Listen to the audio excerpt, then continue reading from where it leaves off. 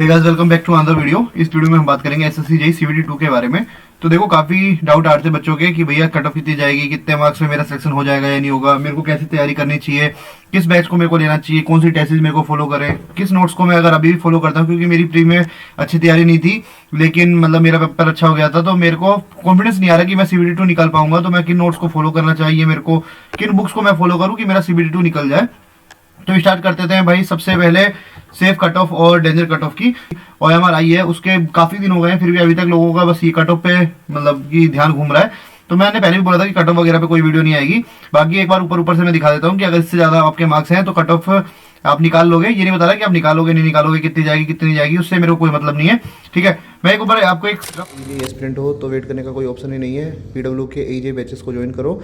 और पीडब्ल्यू के ऐप पर अभी रिपब्लिक डे सेल चल रही है, जिसमें आपको सभी बैचेस मिलेंगे काफ़ी डिस्काउंट प्राइजेस पर। जल्दी से जाइए और बैचेस को सिलेक्ट करिए। साथ में अगर आपको और हैवी डिस्काउंट का फ़ायदा उठाना है तो आप हैवी डिस्काउंट के बाद भी अगर और डिस्काउंट चाहिए तो मेरा कूपन कोड RIS200 यूज़ कर सकते हैं, जिससे आपको और डिस्काउंट देखने को मिलेगा। Link in description. आपका यूआर में 125 के ऊपर मार्क्स है भाई, आंख बंद करो, तैयारी में लग जाओ सीबीटी 2 की। ठीक है, अगर ओबीसी में 120 के ऊपर हो आप तैयारी करने लग जाओ। ईडब्ल्यूएस में 117, एससी में अगर हो 110 के मार्क्स ऊपर है आपके तो भाई बिल्कुल मत सोचो, टाइम वेस्ट बिल्कुल मत करो, जाओ सीबीटी 2 की तैयारी करने लग जाओ। ठीक है, अगर वही सेम आप एसटी में हो तो 105 के ऊपर है अगर आपके, तो भाई कोई सोचने की बात नहीं है, आपको वही तैयारी करनी चाहिए। ठीक है, डेंजर कट ऑफ, ठीक है, ये वो बच्चे हैं जिनको मेरे को लगता है कि एसएससी सीबीटी 2 की तैयारी नहीं करनी चाहिए। ठीक है, और अगर आप कर रहे हो तो भाई कोई दिक्कत नहीं है, क्योंकि आपका टेक्निकल हर जगह काम आएगा ही आएगा। इन बच्चों को मैं एक सलाह दे सकता हूं कि आप आरआरबी वगैरह की या फिर जिस भी स्टेट के अगर कोई वैकेंसी है आपके तो आप उसकी तैयारी करने लग जाओ, क्योंकि आरआरबी भी बहुत अच्छी मतलब की अपॉर्चुनिटी है आपके लिए, जॉब के लिए। ठीक है, अगर जो बच्चा यूआर में है और 115 के नीचे है, भाई मेरे को नहीं लगता कि शायद उसका सीबीटी 2 निकलेगा, क्योंकि सीबीटी 1 निकलेगा और सीबीटी 2 के लिए मेरे को नहीं लगता कि एप्लीकेबल हो गया आप। ठीक है, तो आपको मेरे को नहीं लगता कि आपको तैयारी करनी चाहिए, क्योंकि नॉर्मलाइजेशन में इतने भी मार्क्स नहीं बढ़ेंगे कि आप सीधा 115 से 125 120 तक पहुंच जाओ। ठीक है, तो अगर बाई चांस निकल जाता है तो वेल इन गुड है, लेकिन मुझे नहीं लगता, मतलब आप पढ़ते रहिए, लेकिन आप ये मान के चलिए कि मुश्किल है कि आपका प्री निकलेगा। ठीक है, ओबीसी में अगर 107 के नीचे हो तो आप भूल जाओ कि आपका प्री निकल सकता है। ईडब्ल्यूएस में 105 के बिलो हो तो आप भूल जाओ कि भाई आपका कोई प्री निकलेगा। ठीक है, बाई चांस अगर निकल जाए, आपका शिफ्ट अगर हार्ड हो, उसका वो अलग मैटर करता है, लेकिन मैं एक जनरल केस लिया हूँ। ठीक है, और अब कोई बच्चे ऐसे भी होंगे जो कहेंगे कि 115 और 125 के बीच में है, तो भाई उन बच्चों के लिए है सबसे ज्यादा जो मतलब जो दुविधा में है, जो फंसे हुए बच्चे हैं, वो इनके बीच में 115 से 125 वाले, क्योंकि 125 के ऊपर है उनको तो पता ही है मेरा निकल ही जाएगा, 115 के नीचे है उसको पता है मेरा कुछ होना ही नहीं। भाई जो फंसे हुए हैं ना, जो वो बीच के बच्चे फंसे हुए हैं, ठीक है, तो मैं उन बच्चों को बोलूंगा कि भाई अपनी तैयारी करते रहो। ठीक है, क्योंकि आगे आपका आरआरबी का भी पेपर है और भी आपके कई पेपर्स हैं। बाई चांस अगर ऐसा होता है कि आप एक आध नंबर से रह जाते हो तो आप अपनी तैयारी को आरआरबी जेईई में शिफ्ट कर लेना।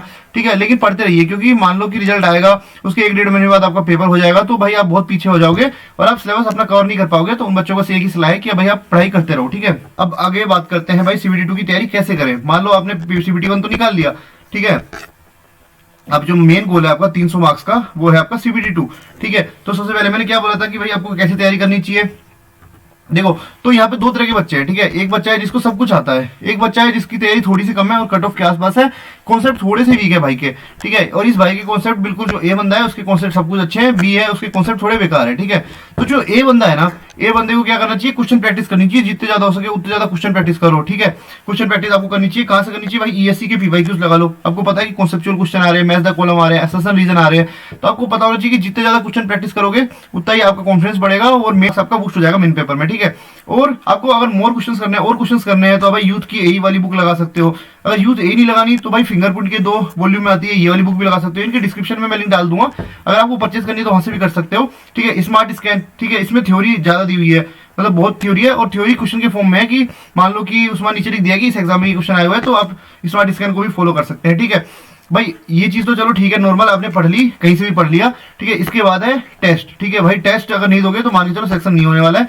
ठीक है, बाई चांस आपका सीबीटी 2 सीबीटी 1 भले कितने मार्क्स से निकला हो, अगर टेस्ट नहीं दे रहे हो सीबीटी 2 के लिए तो आप मान के चलो आपका सेक्शन नहीं होगा भाई, क्योंकि है ना, टेस्ट आपको बताता है कि आप बाकी बच्चों से कितना पीछे हैं या फिर आपको कितनी इंप्रूवमेंट की जरूरत है, क्या आपको और अपना में अपनी जो प्रिपरेशन है उसमें क्या और एड ऑन करना है, वो सब आपको टेस्ट बताएगा। तो भाई देखो, मैं मान के चलता हूँ अपने सीबीटी 1 निकाला है तो आपकी तैयारी सब कुछ आपने पढ़ रखा होगा। ठीक है, इसलिए आपको क्या करना है कि वीक में 1 से 2 मतलब 2-3 टेस्ट तो आपको देने मिनिमम। ठीक है, एक वीक में। ठीक है, और ऐसा नहीं कि भाई टेस्ट दे रहा हूँ देख ही नहीं रहा, तो आपको क्या करना है कि टेस्ट दो, मान लो कि अभी आपने आज टेस्ट दिया, ठीक है, रात तक उसको देख लो कि मेरी ये गलती हुई है, इन टॉपिक से मेरी गलती हुई है, उसको आप है ना एक कॉपी बना लो, उसमें मार्क करते चलो कि इस टॉपिक का मेरा ये वीक है। अगले दिन क्या करो, उस टॉपिक के क्वेश्चन आप लगा लो, उसको जो भी कॉन्सेप्ट का क्वेश्चन गलत हुआ है उसको देख लो, ठीक है। फिर नेक्स्ट डे फिर एक टेस्ट दे दो, ठीक है, वहां से फिर एक आपकी गलती निकली कि मेरे को मान लो कि सोम का ये क्वेश्चन नहीं बन रहा है मेरे से, सोइल का ये कॉन्सेप्ट मेरा वीक है, ठीक है। अगले दिन भाई उसको जो भी आपकी गलती थी उसको आप है ना क्लियर कर लो और फिर आपके अगला टेस्ट दे दो। ऐसे आप करोगे तो आपके मार्क्स धीरे धीरे बूस्ट होंगे, ठीक है। फ्यूचर में मान लो कि मेन पेपर है आपका, ठीक है, एसएससी का पेपर है, उसमें ये क्वेश्चन आ गए, मान लो अगर आपने टेस्ट नहीं दिया होता, आपको लगता है मेरे को तो भाई हर चीज आती है, ठीक है, और यही क्वेश्चन अगर मान लो आपके मेन पेपर में आ जाता तो आप वहां पे भी गलत कर देते, ठीक है। तो टेस्ट देने से आपको ये फायदा होगा कि जो चीज आपको आती है वो तो आती है, लेकिन जो टेस्ट में जो नई चीज है, जो गलती आप कर सकते हो, वो मेन पेपर में ना हो गलती, इसलिए हम टेस्ट देते हैं, ठीक है। और भाई टेस्ट का जो एनालिसिस है वो सबसे ज्यादा इंपॉर्टेंट है, ठीक है। अब हम बात कर लेते हैं वो बच्चा जिसके कॉन्सेप्ट वीक है, ठीक है, कॉन्सेप्ट वीक है, ठीक है। तो भाई मान लो कि कोई बच्चा है जिसका कॉन्सेप्ट वीक है, तो भाई देखो अभी मान के चलो कि 3-4 महीने आपके होंगे, मतलब कि एसएससी के सीबीटी 2 के लिए 3 महीने तो मान के चलो ही चलो होगा ही होगा, ठीक है। तो ये बच्चे को क्या करना चाहिए कि भाई कोई कोर्स ले लेना चाहिए, ठीक है, जो कि मतलब ऐसा नहीं कि पूरा एक एक चीज पढ़ा रहा हो, भाई जो मेंस की प्रैक्टिस करा रहा हो, ठीक है। उससे क्या होगा कि मान लो वो ऐसे ही होगा कि जो भी कोचिंग है, कोई भी मतलब आपने कोचिंग ले लिया, मैं बता रहा हूँ सुपर कोचिंग आप ले लो, ठीक है। बाई चांस बच्चे ने सुपर कोचिंग ना लेके कोई और कोचिंग ले ली, मैं एक्स मान लेता हूँ, कोई एक्स कोचिंग के भाई ने नोट्स ले लिए, ठीक है। यहाँ पे जो एक वाई टीचर है, ठीक है, जो भी एक टीचर है, उस टीचर को भाई सब कुछ पता है, सारे पैटर्न्स पता है, उनको भाई अपना रिजल्ट भी निकालना है, तो वो भाई अपना बेस्ट देगा कि इस बच्चे को सब कुछ समझाने की कोशिश करेगा, और प्लस में ये मतलब कि रिसर्च करके आएगा कि किस टाइप के क्वेश्चन आ सकते हैं, किस टाइप के क्वेश्चन पूछे हुए हैं। तो जो ये बच्चा मेहनत करता ना कि ये क्वेश्चन भी लगाता कि शायद आ जाए, ये कॉन्सेप्ट सीखता, वो ये भाई जो टीचर है वो मेहनत कर चुका होगा उस पर। तो बस इस बच्चे को तो समझना है, ठीक है। तो वो बच्चा कॉन्सेप्ट सीखने के लिए कोई कोर्स ले सकता है, ठीक है। मैंने स्टार्टिंग में टेक्स्ट बुक का जो सुपर कोचिंग है उसके बारे में बता दिया था, आपको अगर पसंद आया तो आप वो भी ले सकते हैं, ठीक है। तो अगर बच्चे को लगता है कि भाई कोर्स लेना चाहिए तो वो भाई कोर्स ले ले, और मैं सबके लिए नहीं बोल रहा कि सबको कोर्स लेना है, ठीक है। जिसने पढ़ रखा है, जिसकी तैयारी अच्छी है, जो एक बच्चा है उसको टेस्ट केवल क्या करना है, क्वेश्चन प्रैक्टिस करना है, वो भाई कहीं से भी करे, चाहे टेस्ट देके करे, चाहे एससी के क्वेश्चंस लगाए, चाहे यूथ फिंगरप्रिंट लगाए, स्मार्ट स्कैन लगाए, भाई मतलब कि 3 महीने में इतने क्वेश्चंस लगा लो कि मेन पेपर में जाओ तो आपको सारे क्वेश्चन देखे देखे आपके लगने चाहिए, ठीक है।